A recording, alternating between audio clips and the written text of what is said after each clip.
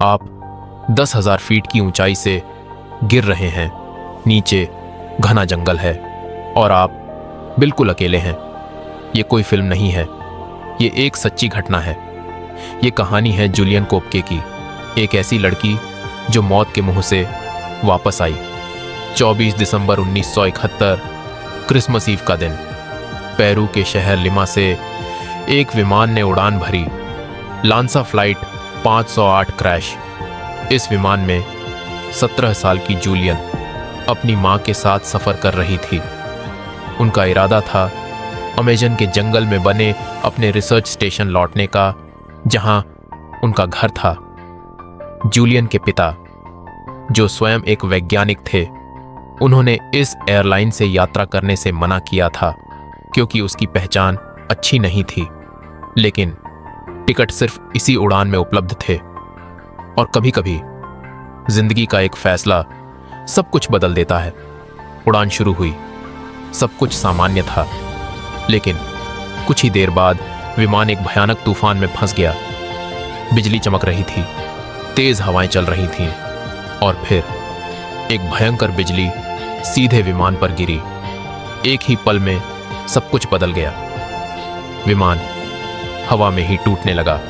लोग चिल्ला रहे थे, ऑक्सीजन मास्क गिर रहे थे, और फिर जूलियन को बस इतना याद है कि उसने अपनी मां का हाथ पकड़ा हुआ था। और फिर अंधेरा। जब उसे होश आया तो वह आसमान से गिर रही थी। हां, वह अपनी सीट के साथ बंधी हुई 10,000 फीट की ऊंचाई से सीधे नीचे गिर रही थी। यह पल सिर्फ कुछ सेकंड का था, लेकिन जिंदगी और मौत के बीच का फासला भी इतना ही होता है। फिर धड़ाम। जब उसने आंखें खोलीं तो वह अमेजन के घने जंगल के बीच जिंदा पड़ी थी। यह किसी चमत्कार से कम नहीं था। उसकी कॉलर बोन टूट चुकी थी, बांह पर गहरा घाव था, आंख घायल थी और घुटना भी बुरी तरह जख्मी था। लेकिन सबसे बड़ी बात, वह जिंदा थी। उसने चारों ओर देखा, सिर्फ जंगल, कोई इंसान नहीं, सिर्फ आवाजें, जानवरों की, कीड़ों की। और सबसे डरावनी बात, उसकी मां कहीं दिखाई नहीं दे रही थी। जूलियन को बचपन से जंगल में रहने की ट्रेनिंग मिली थी। उसे जीवन रक्षा के तरीके आते थे, और अब वही ज्ञान उसकी जान बचाने वाला था। उसने एक निर्णय लिया, जंगल में भटकने के बजाय पानी का रास्ता पकड़ो, क्योंकि जहां पानी होता है वहां इंसानों तक पहुंचने की संभावना होती है। वह धीरे धीरे घायल शरीर के साथ एक छोटी सी धारा के किनारे चलती रही। दिन बीतता गया, रात आई, जंगल और भी भयावह हो गया। हर तरफ अजीब आवाजें, और वह बिल्कुल अकेली। न खाना, न पीने का सही साधन, न कोई मदद, सिर्फ हिम्मत। दिन 3, दिन 4, दिन 5। उसका शरीर कमजोर होता गया, घावों में संक्रमण हो गया और उसके जख्म में कीड़े पड़ चुके थे। लेकिन वह रुकी नहीं। हर दिन बस एक सोच, आज का दिन निकालना है। यही है असली संघर्ष। भविष्य नहीं, सिर्फ अगला कदम। दिन 7, वह एक बड़ी नदी तक पहुंच गई। उम्मीद की एक किरण, लेकिन हालत बेहद खराब थी।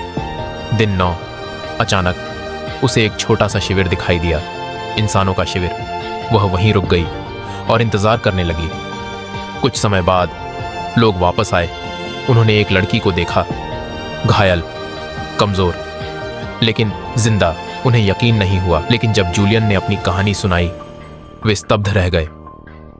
उन्होंने उसकी मदद की, घावों का इलाज किया और उसे सुरक्षित जगह तक पहुंचाया। और फिर दुनिया को पता चला, एक लड़की 10,000 फीट से गिरकर 11 दिन तक जंगल में जिंदा रही।